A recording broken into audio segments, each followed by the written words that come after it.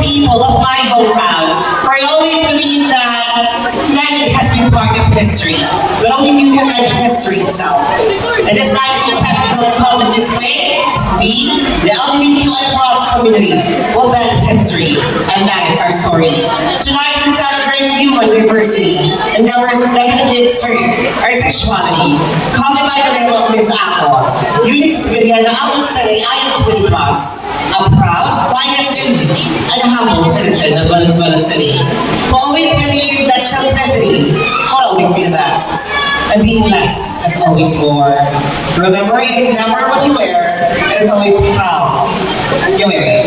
And since this is a big pageant, allow me to cover your beauty.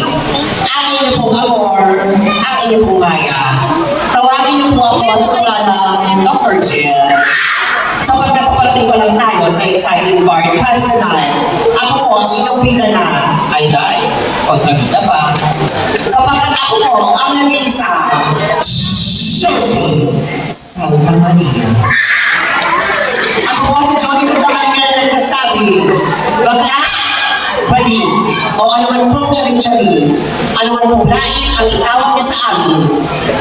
Amin po ang gabi nito, dahil mula kapan, likuran, kaliwa at kanan, tagahangan lamang natin po kayo. Sapagkat di po natin matatasan ang katotohanan na ang bakla po pinamaliin at kinukutya niyo sa umagahan hanggang tanghalian.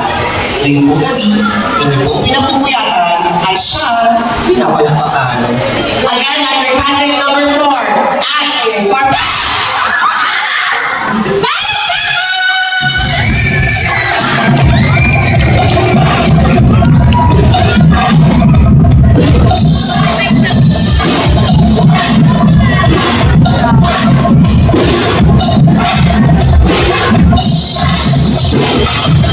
Thank you so much.